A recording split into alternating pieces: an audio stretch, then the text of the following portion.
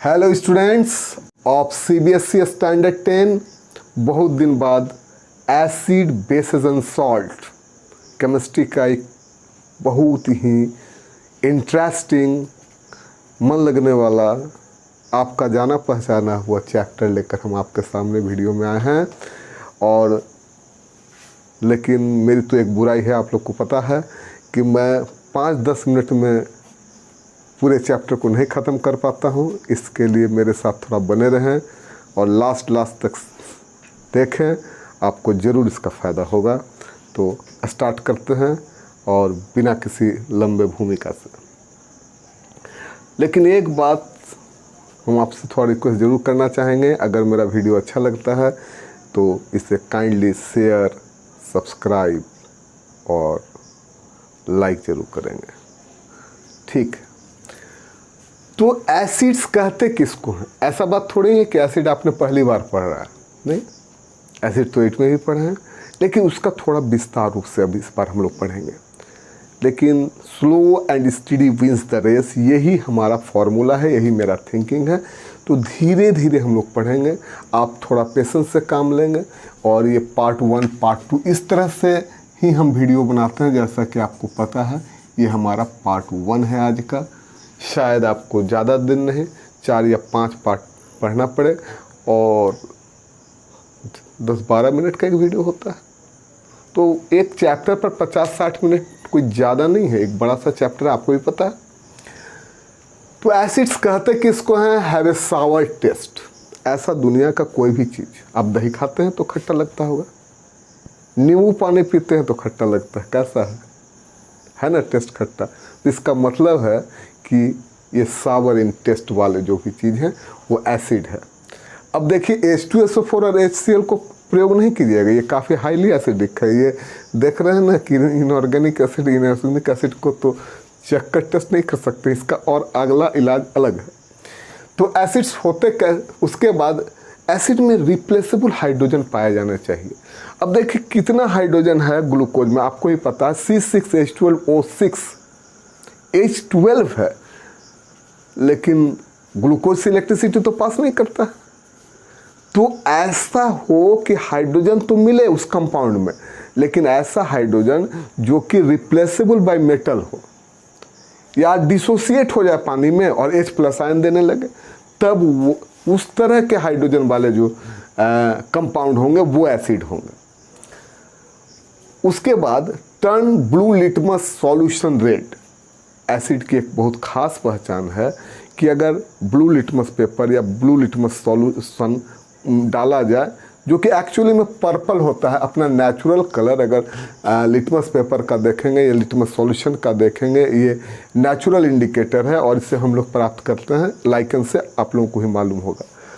तो ये जो है ये एसिडिक, ये जो हमारा turn blue litmus solution red, तो ब्लू लिटमस सॉल्यूशन रेड हो जाते हैं, ये हमारा एसिड का पहचान है।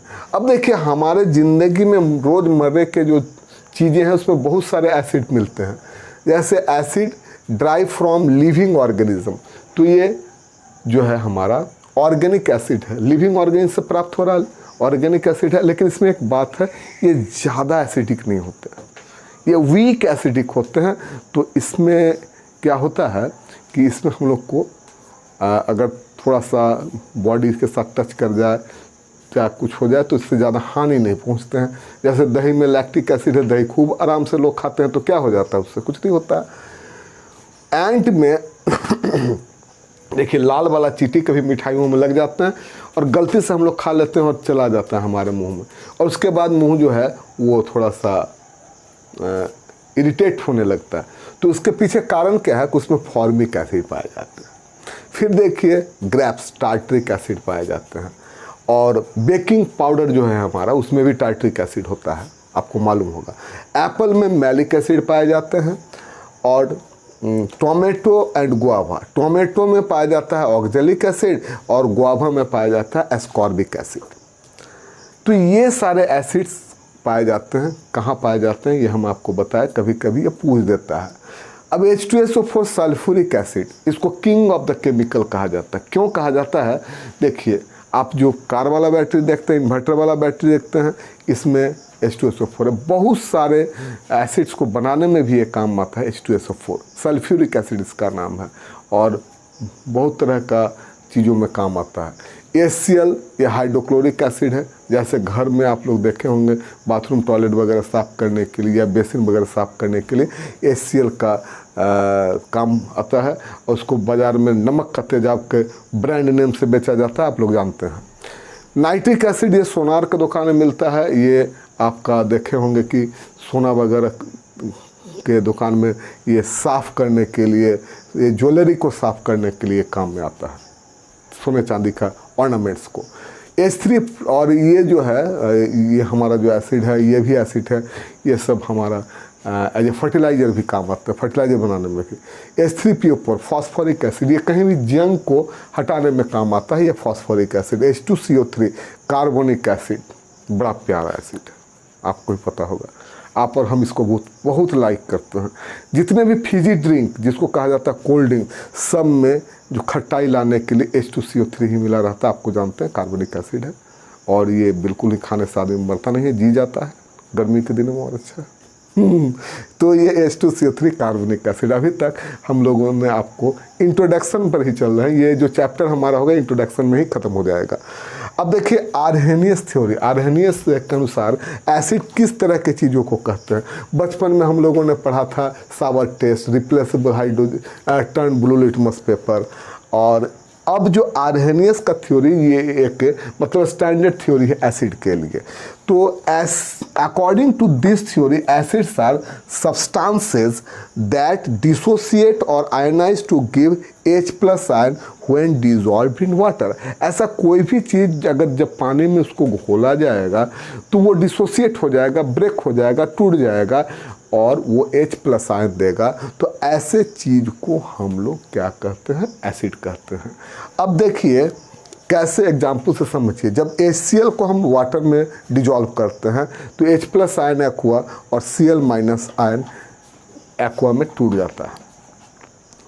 H+ ion actually proton giver है, आप भी जान रहे हैं। H+ आयन क्या, प्रोटॉन देने वाला चीज़ है। चलिए, तो एसिड प्रोटॉन देने वाला चीज़ है। CH3COOH, H+ एक्वा और CH3COO, ये हमारा एसिटिक एसिड है। चलिए, शायद मैंने ऊपर नहीं लिखा, लिख देते हैं यहाँ पर, ये एसिटिक एसिड है। ये एसिटिक एसिड कहाँ पर मिलते हैं, मैं आपको थोड़ा सा याद दिला दूँ। ये विनीगर में 4 या 5% का सॉल्यूशन रहता है एसिटिक एसिड का। यही है हमारा विनीगर, जो हम लोग को बहुत सारा अचार, पिकल्स वगैरह बनाने का या और तरह के कामों में आते हैं। ये हमारे ये रसोई का हाउस होल्ड प्रोडक्ट में आता है। और ये हो गया हमारा विनीगर, एसिटिक एसिड। अब एसिड ख़त्म हुआ, बेस चालू। साबुन से तो हाथ हम लोग सभी लोग धोते हैं, बस आप जानते हैं बेस क्या चीज़ होता है। तो है बाइटर टेस्ट, ऐसा कोई भी चीज़ जिसका टेस्ट बाइटर, कड़वा। सोपी एंड स्लिपरी इन टच, साबुन जैसा जिसका टच हो। Turn red litmus paper blue, और लिटमस पेपर को ये क्या करता है, ये ब्लू कलर में कन्वर्ट कर देता है। सम कॉमन बेसेस जो कि हम लोग जानते हैं, NaOH सोडियम हाइड्रोक्साइड हर साबुन में मौजूद है, कपड़े धोने वाले साबुन से लेकर वो टॉयलेट सोप में, लेकिन परसेंटेज इसका अलग अलग। Potassium hydroxide, potash KOH shampoo वगैरह में मौजूद है, आपको ही मालूम है। मैग्नीशियम हाइड्रोक्साइड, जब कभी भी हम लोग को एसिडिटी होता है, गैस का प्रॉब्लम, तो एसिड को आप जानते हैं कि बेस के साथ रिएक्शन होने से सॉल्ट बनते हैं और वाटर बनते हैं, और एसिड की एसिडिटी ख़त्म हो जाती है। न्यूट्रलाइजेशन रिएक्शन आपने 8 क्लास में पढ़ा होगा, आपको याद आ गया। तो मैग्नीशियम हाइड्रोक्साइड, ये कुछ कॉमन हमारे, हालांकि मिल्क ऑफ मैग्नीशिया भी इसको कहते हैं, और इसके जगह पर एल्यूमिनियम हाइड्रोक्साइड भी एसिडिटी में काम में लाए जाते हैं, जैसा कि आप लोग को ही मालूम है। अब ये जो बेस का जो बेसिक कैरेक्टर होता है वो क्यों होता है? The characteristic properties of bases are due to OH minus एक्वाइन। तो ये जो आयन OH माइनस प्रेजेंट रहता है बेस में, जो पानी में जाने के बाद डिसोसिएट हो जाता है, जैसा कि आर्हेनियस थ्योरी ऑफ बेसेस में कहा गया। According to Arrhenius theory of bases, bases are substances that are दो सब्सटेंसेस करते हैं are those substances that dissociate or ionize to give hydroxide ion. Bases are those substances. वैसे substances हैं जो कि पानी में घोलने पर डिसोसिएट हो जाते हैं और OH माइनस आयन देते हैं when dissolve in water, जैसे NaOH एक्वा में Na प्लस और OH माइनस में टूट जाते हैं। अब इनके बाद एक चीज़ और हम लोग को बेसिक में पढ़ना है और वो है indicator. The indicators are the substances that indicate acidity और alkalinity of a solution by changing their colour. अब ऐसी बात है कि आपको ही पता है, ब्लू लिटमस पेपर को देखिए रेड कर देता है एसिड, रेड लिटमस पेपर को ब्लू कर देता है बेस। तो इंडिकेटर ऐसे होते हैं जो कि अपने कलर को चेंज कर कर किसी भी चीज़ की एसिडिटी और अल्कलिनिटी को बताता है। और जो फाइनली इस चैप्टर में 10th में पढ़ना, आपको ही मालूम है पीएच पेपर के बारे में, यूनिवर्सल इंडिकेटर है। इसको क्या कहते हैं? Universal indicator. अभी आगे हम लोग और भी इंडिकेटर्स के बारे में पढ़ेंगे।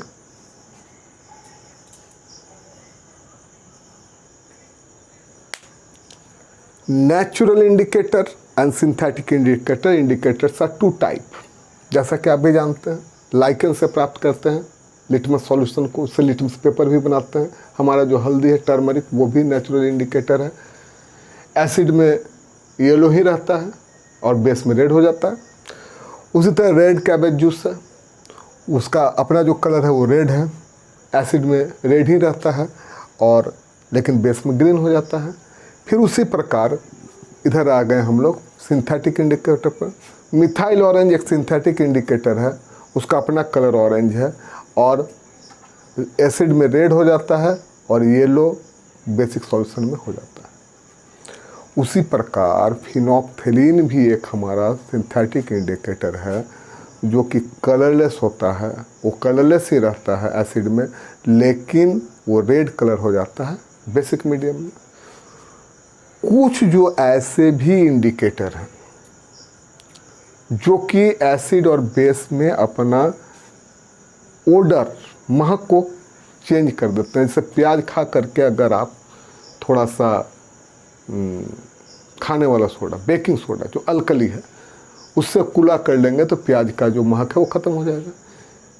तो खास करके जैसे क्लोव हुआ, वैनिला हुआ, ओनियन हुआ, ये जो ऑयल जो है, ये क्लोव ऑयल, ये है डैमिनिस और डिसएपियर्स। इनका जो ओडर है, महक है, डिसएपियर हो जाता है बेसिक मीडियम में, लेकिन एसिडिक मीडियम में जैसे का तैसा ही बना जाता है।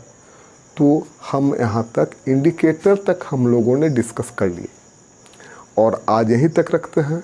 फिर आगे हम लोग और भी सेकंड पार्ट में इसका और भी आगे हम लोग विस्तार रूप से पढ़ेंगे। एसिड का विभिन्न प्रकार का रिएक्शन वगैरह पढ़ेंगे, बेस का भी पढ़ेंगे, उसका यूटिलिटी पढ़ेंगे और जो भी आगे सिलेबस में होगा सारे के सारे पढ़ेंगे।